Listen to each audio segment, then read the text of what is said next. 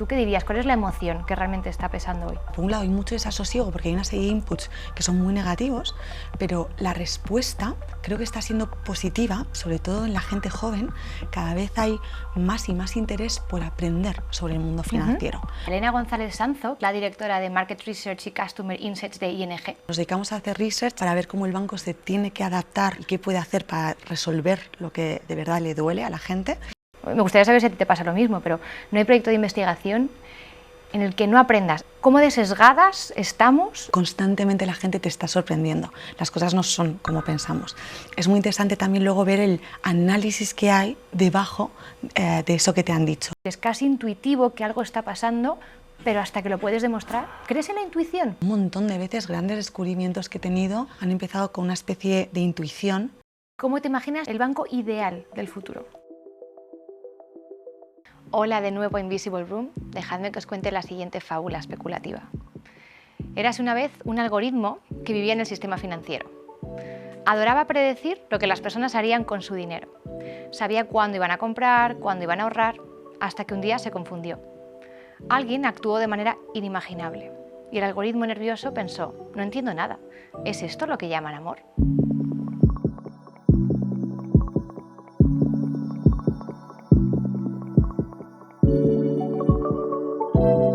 En este nuevo episodio vamos a hablar de finanzas, psicología y muchas cosas más.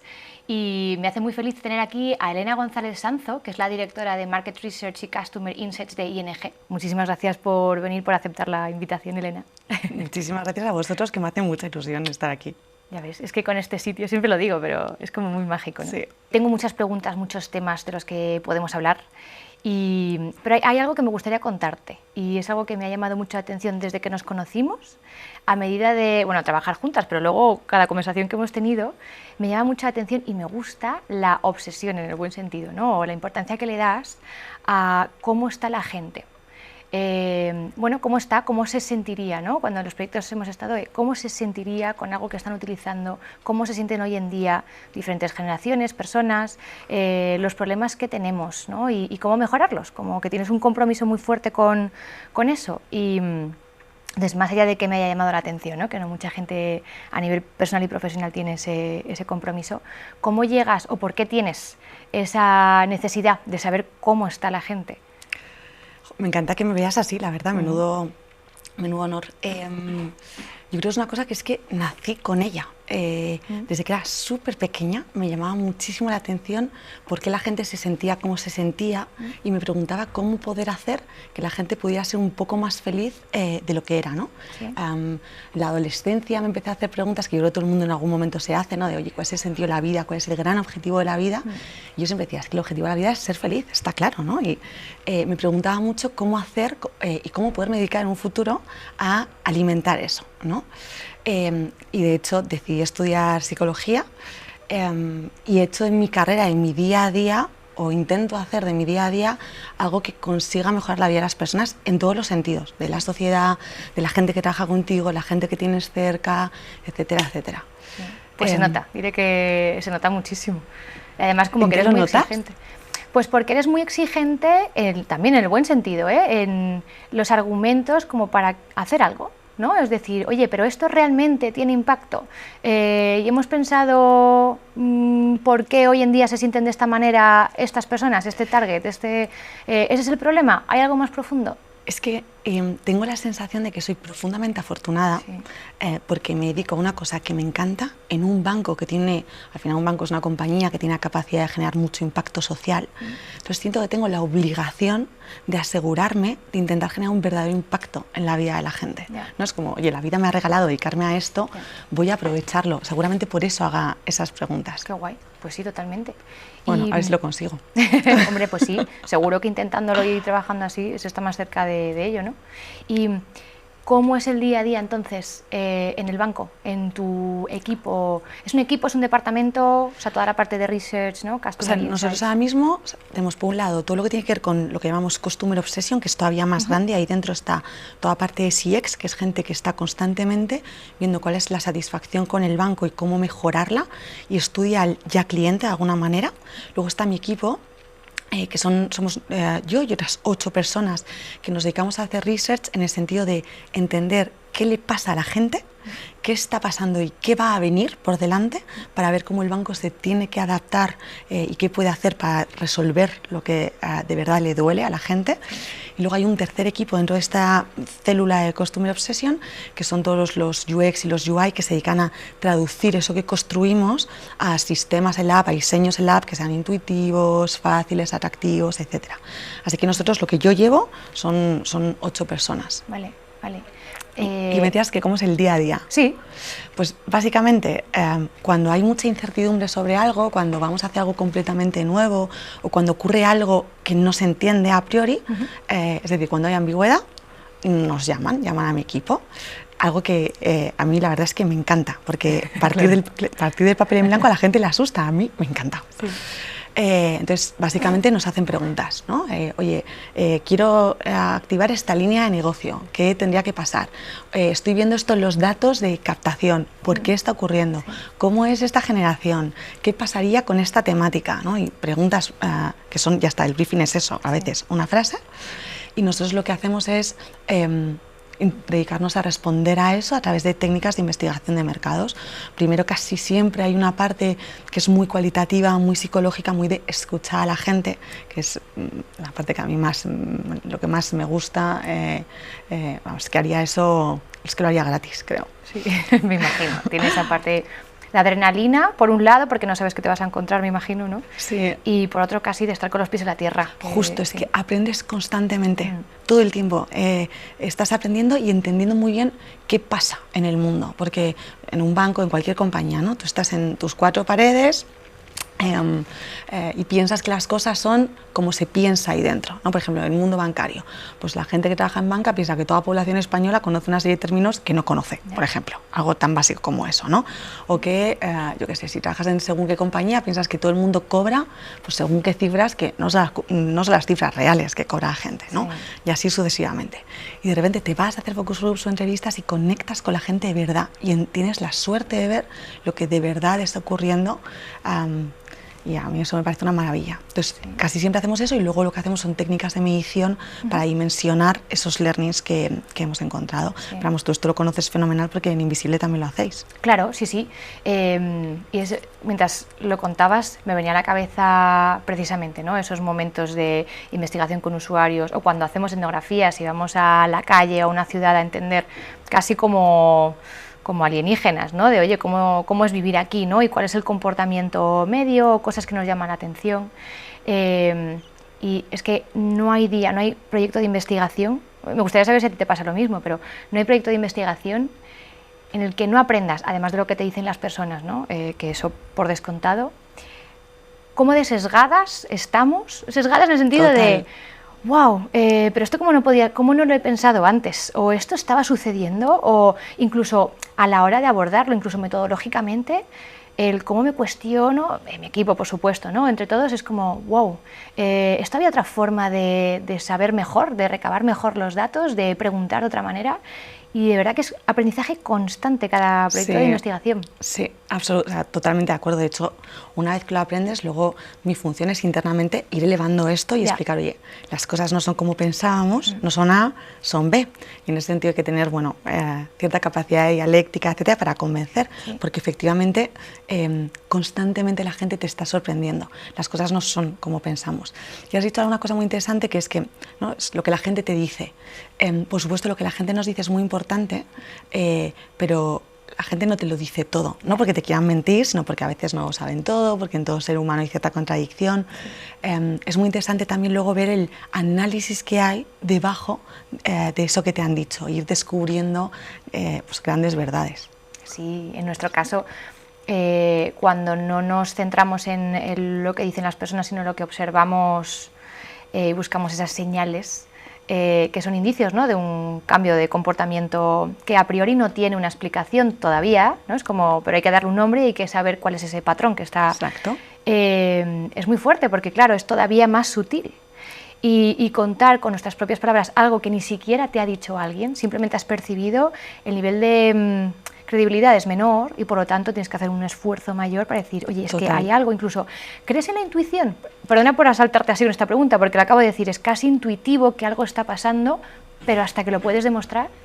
Yo creo muchísimo en la intuición, pero porque creo que no es intuición tal y como nos lo podemos imaginar, ¿no? Al final, si hablas con 25 personas y de repente nadie ha verbalizado algo, pero tú tienes un feeling, eso lo llaman la intuición, pero claro, es que no es intuición, es tu inconsciente avisándote de que hay un patrón ahí.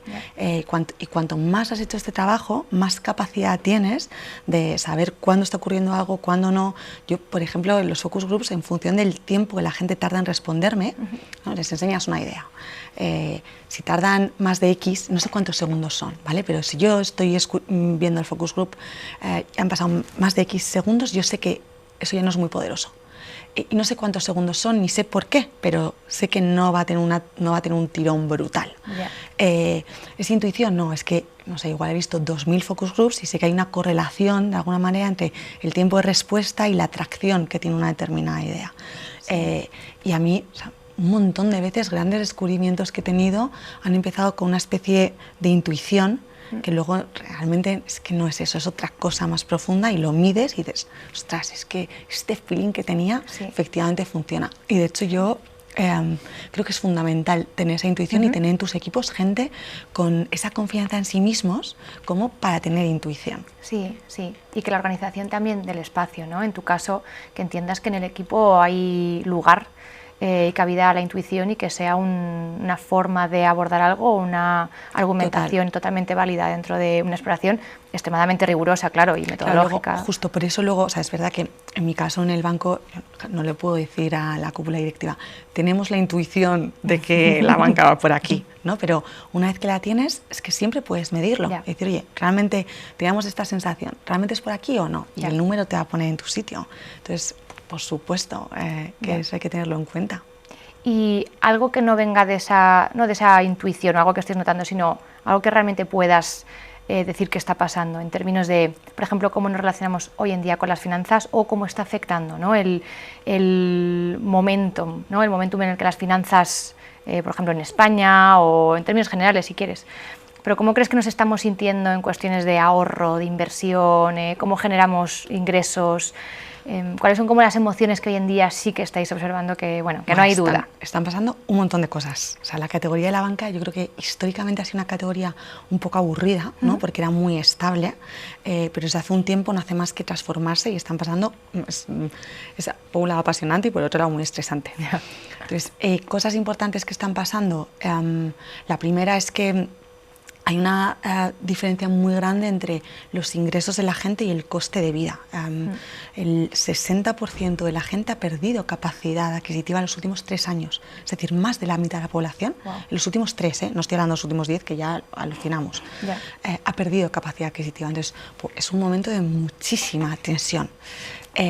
Y como consecuencia de esa tensión, de la sensación de que, porque la sensación global es que no, las jubilaciones se van a disminuir mucho o incluso van a desaparecer, esa vivencia de que la gente joven ya no va a poder vivir igual que sus padres, etcétera. O sea, por un lado hay mucho desasosiego porque hay una serie de inputs que son muy negativos, pero la respuesta creo que está siendo positiva en el sentido de que, sobre todo en la gente joven, cada vez hay más y más interés por aprender sobre el mundo financiero. La gente poco a poco se está dando cuenta de que tienen que descubrir cómo arreglárselas y cómo manejar el dinero para de verdad poder tener un futuro.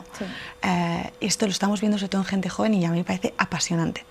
Y otra cosa, por ejemplo, muy interesante que está pasando es que antes con ahorrar era suficiente, ¿no? Tú quieres tener una buena salud financiera, ¿tú qué tienes que hacer? Ahorrar todos los meses, ¿no? Ahora es súper incipiente todavía, pero está habiendo un movimiento que a mí personalmente me apasiona y además me parece muy positivo para la población, que es que la gente no solamente quiere ahorrar, sino que quiere aprender a invertir. ¿Por qué? Porque ahorrando, como la capacidad adquisitiva ha bajado tanto, ahorrando no es, digamos que las mates no te dan, así que tienes que estirar un poco más tu nómina o tus ingresos y lo que haces es intentar aprender a invertir. Y en este momento estamos. Bueno, es que a lo mejor a nivel profesional es algo muy complejo, pero lo que se ve últimamente porque hay muchísimas personas que están súper dispuestas a invertir, es porque se está convirtiendo en algo menos opaco o más accesible. Justo. Y luego te das cuenta de que es un juego con muchos riesgos en el sentido de cuando hay desconocimiento absoluto, pero si lo juntas, me imagino, con la educación financiera, Exacto. pues es encontrarle las cosquillas al sistema y saber jugar igual que todo el mundo, ¿no? Exacto, y que luego hay modelos, hay formas y formas de invertir. Claro. No todo el mundo se tiene que poner a hacer su propia cartera de valores e invertir en bolsa, ¿no? Exacto. Tú puedes tener otro tipo de productos con un riesgo cero o bajísimo, ¿no? Y la gente poco a poco está descubriendo esto y luego está pasando esto que tú decías, ¿no? Mi padre se dedicaba al mundo financiero, ¿no? Yo me acuerdo de recordarle con pantallas enormes, con una maquinita, ¿Sí? haciendo... Sí, sí, por ejemplo, cuando nos íbamos de vacaciones, por ejemplo, tenía una cosa que se llamaba el mini Reuters, creo que era una cosa así, una maquinita que le permitía, y eso, aquello parecía era brutal, ¿vale? Ahora, si lo vieras, te morirías de la risa de lo patético que es. Claro, una maquinita que le permitía ver cómo estaba cada una de las bolsas mundiales, cuáles eran los valores. Algo, una chorrada que ahora puedes ver desde tu móvil, ¿vale? O hacer operaciones, pues tenías que hacer una llamada o tener acceso a un software, tal. Todo eso que estaba lleno de tecnología y que era como que estaba limitado a unos pocos, ahora cualquier persona en 3 minutos se puede descargar de una serie de aplicaciones y ponerse a operar. Sí. Entonces, es verdad que cada vez más gente tiene acceso. Sí. Y esto pues seguramente democratice en parte toda esta parte de la inversión, dentro de que es verdad que el dinero, o sea, siempre una inversión tiene un riesgo, a menos que te metas en un depósito, y hay que tener cuidado con eso. Claro. Sí, pero de repente nos preguntamos cómo funciona el dinero, qué puedo hacer con mi dinero, y sobre todo es qué está pasando más allá de mi dinero, o sea, a nivel sistémico, ¿no? Probablemente era un ecosistema más cerrado, más sencillo, pero también tenías más desconocimiento y eso te hacía bastante frágil a la hora de, ¿no?, de utilizar tus finanzas personales. ¿Y no tienes la sensación de que había menos gente metida en estas cosas? Como que el dinero, de hecho, tenía ciertas connotaciones negativas, ¿no? Si tienes mucho dinero, si lo manejas, es que eres avaricioso, es que tal.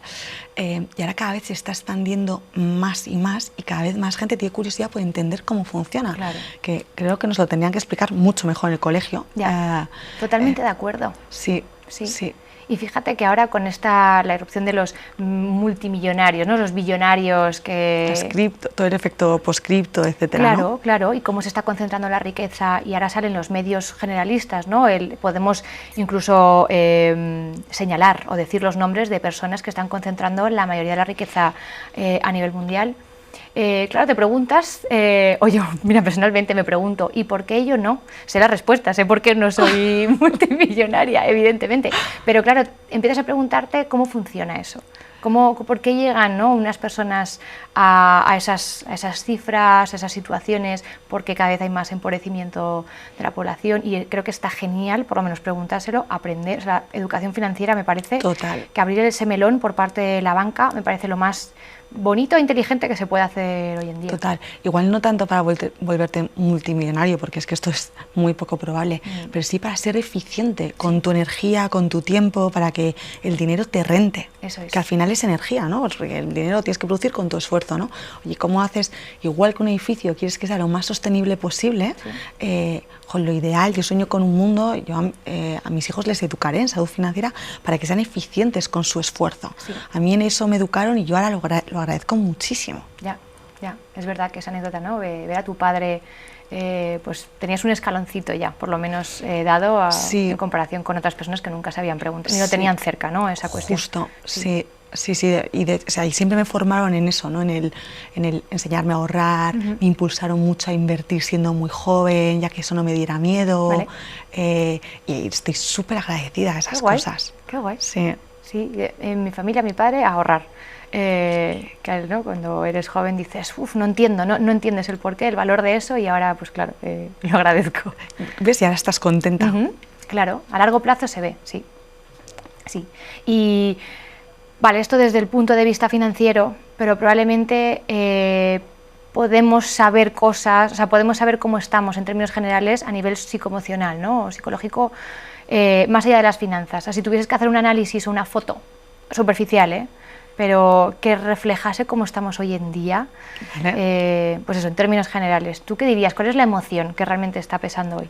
Me encanta esta pregunta porque he estado pensando mucho en ella en los dos últimos años.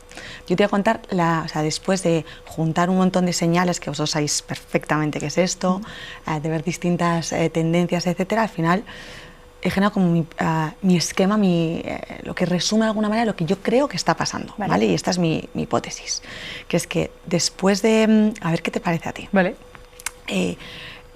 Llega el COVID y el COVID de repente nos hace darnos cuenta de que muchas de las cosas que teníamos asumidas se nos caen. La primera es que el futuro siempre va a ser mejor y que está todo controlado. Mentira, ¿vale? Entonces el COVID como que de alguna manera nos agita. Después del COVID resulta que empezamos a vivir un montón de incertidumbre. Ucrania, todo el tema de ahora de Palestina, Trump, la inflación, etcétera, etcétera, ¿vale? Entonces lo que parecía... muchas de las cosas que parecían imposibles, de repente las tienes aquí al lado de casa y de hecho las tienes naturalizadas. Se polariza, todo el contexto político se polariza a unos niveles tremendos, está ocurriendo en todo el mundo, es increíble el nivel de polarización que tenemos. Sí. Llega la IA, que es impresionante. Sí, ha entrado así sin querer, bueno, no, ha hecho muchísimo ruido, pero claro, puede ser un factor de estrés igual que cualquier otra... Justo, esto en realidad, seguro que en un futuro, mi hipótesis es que en un futuro puede que nos dé muchas cosas, pero ahora está tensionando mucho a la gente. Es la primera vez en la historia que un avance tecnológico amenaza no solamente a las capas más bajas de la sociedad, sino también a gente más formada. El día de mañana la IA podría ser el CEO de cualquier compañía. Entonces, hay muchísimos estímulos y bueno, ya eso es una quinta cosa, creo que te he dicho cuatro, una quinta, que es la velocidad de todo, ¿no? Cada vez va todo más y más rápido. Todo eso en realidad genera un contexto que es de agotamiento, ¿no? Tú me dices, ¿qué emoción se da? Yo creo que la sociedad está muy cansada. Pero pasa otra cosa en paralelo que es apasionante, que es, por un lado, estamos muy cansados, y esto lo creo yo y lo dicen de Cocktail Analysis, gracias a una de sus agencias de medios, tiene una medición de las emociones que más se dan en España, ¿vale? A lo largo del año. Y el año pasado, y juraría que la emoción que más se daba era el agotamiento. Sobre todo, fíjate, en jóvenes y en mujeres con hijos, que no es casualidad. No, claro. Total, que hay un contexto de población súper agotada, pero venimos del COVID, donde nos hemos demostrado todos a nosotros mismos que somos mucho más fuertes de lo que pensábamos, ¿no? Que tenemos muchísima más resiliencia. Entonces tienes agotamiento por un lado y una sensación de sé que soy más fuerte de lo que imaginaba, tremenda. Y esas dos cosas, que en teoría son contradictorias a priori, yo creo que al chocar generan una búsqueda de una salida. Y esa salida... Atención a lo que creo que pasa, que igual me dices, estás loca. Es el espacio seguro para compartir estas teorías. Yo creo que básicamente eso está generando que empecemos un cambio de paradigma social. Vale. Obviamente esto no lo pienso solamente yo, hay muchos sociólogos, historiadores, etcétera, diciendo esto, ¿no? Llevamos desde el siglo XVIII bajo el paradigma científico, la ciencia, los datos, la razón, y de alguna manera... Lo que ha pasado en los últimos años está demostrando que hay una parte del sistema que está fallido, ¿no? Entonces, si el sistema está fallido, hay que buscar una alternativa. Y creo que nos estamos moviendo a un paradigma donde ya no son los datos, la razón y lo científico lo que prima, sino que cada vez la subjetividad, la emocionalidad, el individuo va a pesar más. Y sobre todo yo tengo la sensación de que hay un cambio en cómo se construye la idea de progreso, ¿no? Que históricamente era progresar, que era es crecer, ¿no? Es más dinero, una casa más grande, más, subir. Y de hecho, progresar, si era un verbo, era subir. Yo creo que cada vez el progreso va a ser menos subir y va a tener más que ver con el equilibrio, que es lo que hemos perdido. Sí. Así que si tuviera que hacer una radiografía social de qué está pasando, te diría que estamos en ese cambio, en el pasar de ese crecimiento o ese progreso a lo alto, a un progreso que tiene más que ver con el equilibrio y del objetivo a lo subjetivo. Sí. Eso es lo que te diría. Pues ojalá. ¿Cómo te suena? Suena muy bien, pero además me viene a la cabeza el inicio de nuestra conversación cuando hablábamos de la intuición. Porque en otro momento de la historia, hablando con una persona como tú, liderando un departamento de investigación para un banco líder, probablemente nos hubiésemos reído o os hubiesen reído de ello, en plan, algo totalmente soft o algo, ¿no?, poco medible y poco científico. Sí. Y no solo lo tenemos clarísimo nosotras, sino que probablemente quien vea y quien escuche esto, vamos, no tiene ninguna duda de que es un componente, un factor esencial para esa parte más racional. Hay un montón de señales que llevan y cartesiana que hemos dejado, o sea, que ahora mismo no tiene ningún sentido porque se nos escapan un montón de cosas. Te doy toda la razón. A mí, bueno, yo casi a nivel personal creo que estamos absolutamente desconectados de todo lo que no sea el ser humano como ser superior. Entonces, todo lo que nos ponga como los pies en la tierra, ¿no? En unas circunstancias igualitarias con otros seres con los que compartimos un ecosistema, por supuesto entre personas, entre sociedades, esas desigualdades que desaparezcan en la medida de lo posible. ¿El cómo sucederá? Pues claro, lo que tú dices me parece súper acertado. Estamos en un momento muy turbulento es que en la mitad de las aguas. Hay un montón de historiadores que dicen que todo lo que significa Occidente se está agotando. Claro, sí. Entonces dices, bueno, si eso se está agotando, ¿a dónde vamos a ir, no? Eso es. Habrá que buscar una salida. Y entonces sobre eso vamos a buscar una salida, que no la vamos a solucionar probablemente. Bueno. Vamos a pensar cómo solucionar, ¿no? Cómo llegar a ese nuevo paradigma, a esa nueva situación, ¿no? Que vemos que empezamos a ir hacia ahí. ¿Cómo te imaginas un banco del futuro? El banco ideal del futuro. Vale, si yo pienso en el banco ideal, que seguramente no esté cerca, no sé lo que se pueda producir en 3, 4 años, ¿no? Pero si pienso en el ideal, me imagino un banco que lo primero deja de ser un enemigo para empezar a ser un aliado. ¿A qué me refiero con esto? A que en la sociedad española, y está muy justificado todo lo que pasa con las preferentes, la crisis del 2008, etcétera, lo justifica absolutamente, ¿vale? Pero hay una visión de la banca muy negativa actualmente. El cliente percibe al banco muchas veces como un enemigo. Justo en el caso de ING no pasa tanto, es un banco que se ha comportado de una forma distinta, pero en general la banca no está bien vista. Y frente a otras categorías, yo he trabajado para un montón de clientes en otras cosas, en coches, en ropa, en alimentación, comunicaciones, no se está tan demandante como con la banca. Entonces, lo primero es una relación en la que dejes de pensar que el banco te va a traicionar y que lo empieces a ver como un aliado. Por supuesto, lo empiezas a ver como un aliado porque de verdad se comporta como tal. La segunda cosa es que con la IA, ChatGPT y todos los avances que hay, me imagino, no dentro de mucho, un banco en el que tú no estás en una app, sino que estás teniendo una conversación. Ya. El banco te habla. Y además le puedes ir metiendo los criterios que tú quieras. Oye, tengo 20 años, quiero que ahora me des caña porque a los 20 o los 30 quiero hacer mi colchón financiero. O tengo 40, me acabo de divorciar, quiero que me hables en un tono muy tranquilizador y que no me pidas grandes objetivos en los próximos 18 meses. No lo sé, que puedas ir un poco pidiéndole que se ajuste a lo que tú quieras y que él te vaya hablando y te vaya diciendo qué te recomendaría, qué tienes que tener en cuenta, cómo van tus finanzas. Luego la tercera cosa que me imagino es un banco que te va formando, ¿no? Yo antes hablábamos, ¿no? De cómo tu familia te afecta. A mí esto es una cosa que me fastidia un montón, ¿no? En función de la familia en la que naces y cómo te forman, tienes un conocimiento financiero u otro, porque el colegio hoy por hoy no te lo da. Y eso me parece una injusticia tremenda. Sí. Entonces me imagino un banco que te va enseñando sobre salud financiera para que el libro, ¿sabes? Este libro es famosísimo, ¿no? De Padre Pobre, Padre Rico. Sí. ¿No? No lo he leído, ¿eh? Pues básicamente es un niño que nace en una familia muy humilde, pero un muy amigo suyo tiene un padre que es un empresario. ¿Vale? Entonces, de alguna manera él recibe los mensajes de su padre, que son mensajes financieros que van mucho hacia el ten cuidado, esfuérzate mucho, y asume que vas a trabajar siempre para otro, etcétera, versus el padre rico, que en realidad es el padre de su amigo, pero que le da muy buenos consejos, que le da una visión mucho más empresarial, ¿no? Entonces dices, es que en función de si te toca un padre pobre o un padre rico, uno que tiene una visión financiera u otra, tú probablemente te comportes de una forma o de otra. Sí. Imagínate un banco que te enseña todas esas cosas que sabe la gente de finanzas, para que no dependa de dónde vienes, sino de las ganas que tú tienes de aprender. Sí. Y la última cosa que me parecería la pera y que creo que de verdad puede ocurrir, es que ahora mismo los bancos tienen una cosa que a veces hace que parezcamos súper injustos, que es que cuando tú decides si le das un préstamo a alguien o no, cuando tienes que decidir si le das unas cosas u otras, tienes que pasar por una política de riesgos, ¿vale? Porque el banco tiene que saber cuidar bien del dinero, no puede perder. Sí.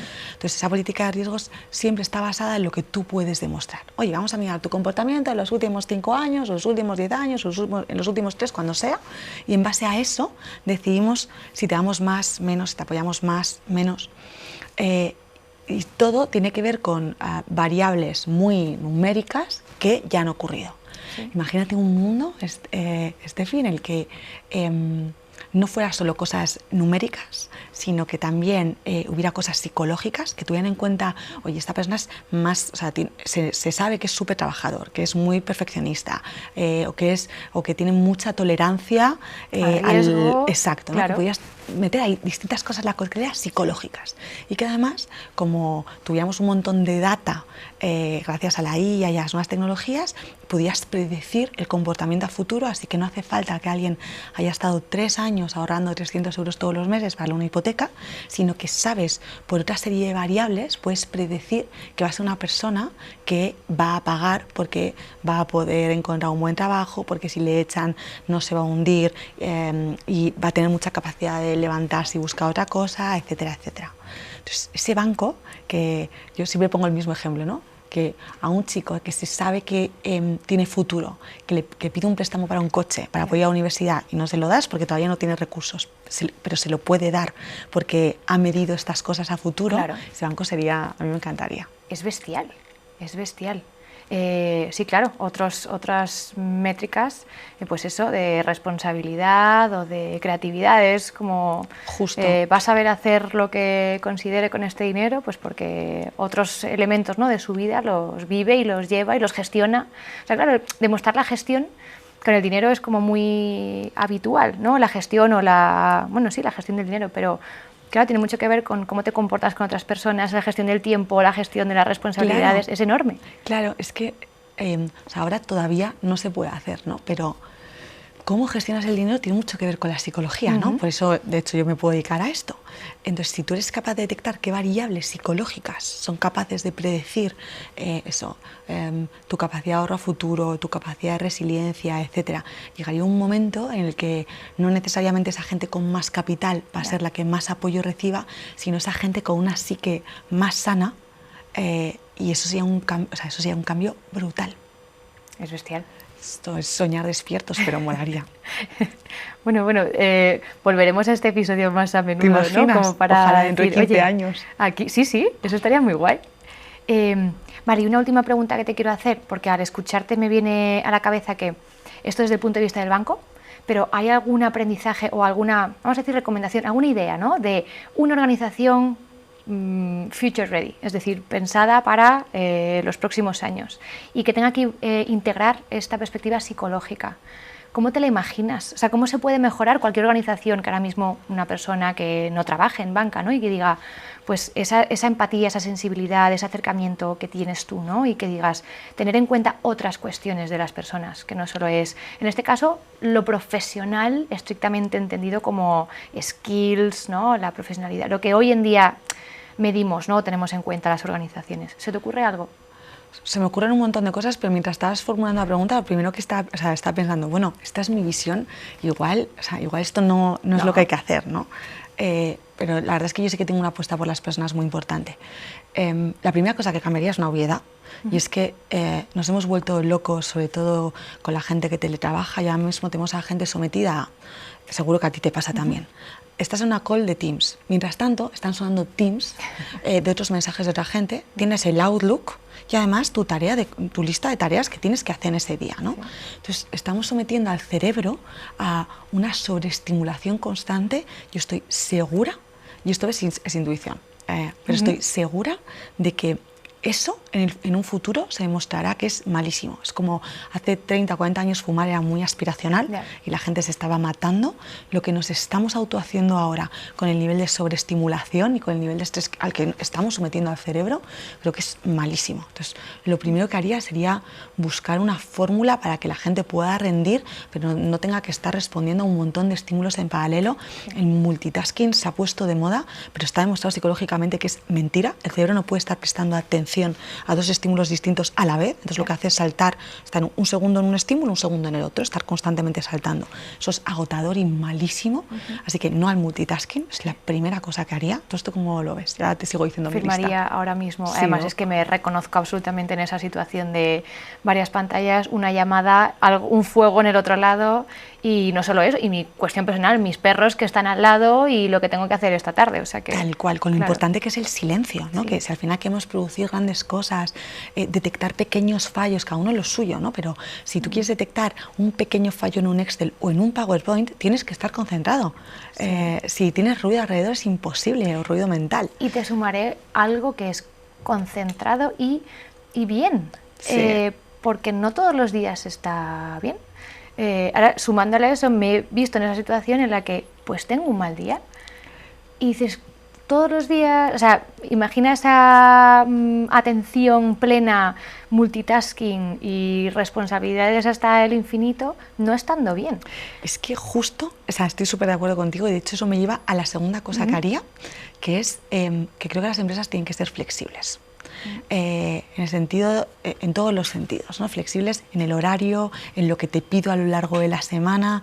Yo lo que quiero es que la gente me dé lo mejor de sí mismo. Si el lunes tienen un mal día, me da igual, es que igual van a currar, o sea, igual esa persona en concreto va a estar el miércoles de 6 a 8 o de 6 a 9, va a producir una cosa estupenda si tiene un buen momento, ¿no? Entonces, que cada uno sea libre de usar su tiempo como quiera, en lugar de hacer una cosa tan artificial como decir, de 9 a... Bueno, esto depende, ¿no? A 5, 6, 7, cada uno lo que sea, tienes que estar aquí, produciendo. Eso es completamente artificial, ¿no? Es no respetar, no entender cómo funciona realmente el ser humano.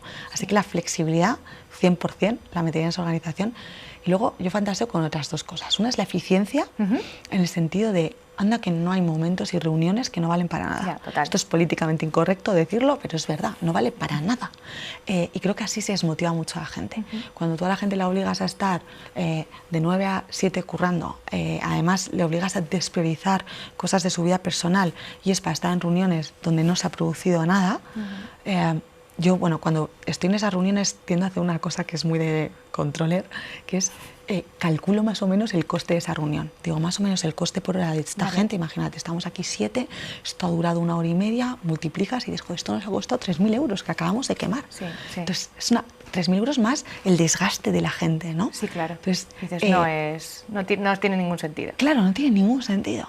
Entonces, creo que sería genial que las organizaciones buscáramos cómo eficientar el tiempo de la gente, que respetáramos lo valioso de 1 hora de alguien de verdad produciendo. Y luego, esto de cobrar por horas, yo creo que es de la época de Ford, ¿no? Tú hacías así todo el tiempo, estás así en cadena y entonces tiene todo el sentido, pero cada vez menos gente trabaja en sistemas de este tipo. Entonces yo creo que habría que ajustar el salario a los objetivos y no a las horas. Dejar de pensar que esto va de calentar la silla o de estar X horas y decir, oye, si tú este mes has producido lo que tú has dicho, ¿no? Tengo una semana buenísima y he producido unas cosas que tienen un valor X altísimo, pues fenomenal, pues este es tu salario de esta semana o de lo que sea. Tengo una semana malísima, no he producido, pues no va de estar horas ahí sentado, pues esta semana tu salario es mucho más bajo y que se fuera ajustando. ¿Cómo hacer eso? Pues no sé, igual la IA nos lo resuelve. Bueno, la IA o cambiar desde aquí lo primero, porque por mucha IA que tiene más que ver con la escala de valores, ¿no?, que gestionan esas decisiones, ¿no?, y las creencias sobre la productividad, el presentismo, la profesionalidad, que luego tecnologías, por supuesto, pero estará la IA y 1000 cosas más. Pero con quien a veces nos sentamos, ¿no?, te incluyo, nos sentamos en general y hablas de estas cosas, ya sabes que por el sistema de creencias que tiene esa persona, fenomenal, o jamás podría ser una realidad, y hasta que no nos pongamos medio de acuerdo, haya cierto consenso, va a ser muy difícil. Pero a lo mejor, con lo que hemos dicho antes, estando en ese momento así de que no estamos ni en el blanco ni en el negro, pues es momento de decir, hacia otro lado. ¿No crees que las nuevas generaciones están empujando mucho en ese sentido? Sí, claro que sí. Y para bien, es que a veces necesitas como algo que te agite. No sé si saben, ¿no? Esas generaciones más jóvenes, que yo creo que sí, lo que están abanderando, ¿no? Porque es verdad que es muy fuerte ese cambio, y por eso yo creo que hay veces que nos sentimos en las organizaciones a veces un poco incómodos, ¿no? Con distintas formas de trabajar, de entender una cultura, de entender el esfuerzo, la meritocracia. Y creo que cuando algo o alguien se siente incómodo, o sea, en general, ¿no? Una sociedad se siente incómoda, es que algo está tocando en una herida muy grande o muy profunda. Entonces, es para bien o para mal, yo creo que sí, algo está cambiando como de manera fuerte. Sí, yo también tengo esta sensación, y efectivamente a mí misma a veces me incomoda, porque digo, ojo, es que hay una parte de ese discurso que tiene la gente más joven que me reta, porque va en contra del sistema que yo he aprendido, pero creo que están haciendo un gran favor a las siguientes generaciones. Sí, y diré que es una cuestión de generación y de edad, pero también, mira, en otro episodio con Elsa Arnaiz, hablando de que a veces no es una cuestión de edad, sino de cuestión social, ¿no? De clase social, de forma de vivir. De pasión por la vida, ¿no? Claro. De cómo entiendes la vida. Entonces, ojalá que esto podamos generalizarlo y decir, no es por ser joven, es porque crees que hay una forma de trabajar distinta, de estar en una organización de manera distinta. Entonces, ahí habrá sido un éxito. Totalmente de acuerdo. Lo que pasa es que creo que hace falta que el tiempo demuestre que esta otra fórmula funciona, porque al final en el mundo empresarial, hasta que los números no te avalan, nada vale de mucho. Entonces hace falta darle unos cuantos años. Si hay un par de empresas, ojalá, a las que les vaya muy bien financieramente, que se rijan por esto, pues se demostrará que el modelo es válido. Sí. Pues nada, de momento decirte que entonces queremos ir a tu equipo y estar contigo y con tu equipo trabajando, porque es una pasada todo lo que nos has contado, y te agradezco muchísimo esta conversación, que bueno, no sabía muy bien a ti, se me ha pasado súper rápido. ¿A que sí? Sí. Te lo dije, ya ves, y además que gracias por abrir y contar algo personal, ¿no? Contar como que dónde vienes, cómo lo ves, cómo lo piensas, y luego también, por supuesto, contarnos algo del banco, ¿no? Pero nada, muchas gracias, qué guay. Gracias a vosotros, me ha encantado, gracias por escucharme, me lo he pasado fenomenal además. Pues nada, al siguiente Veremos episodio. dentro de 15 años. Eso, qué guay.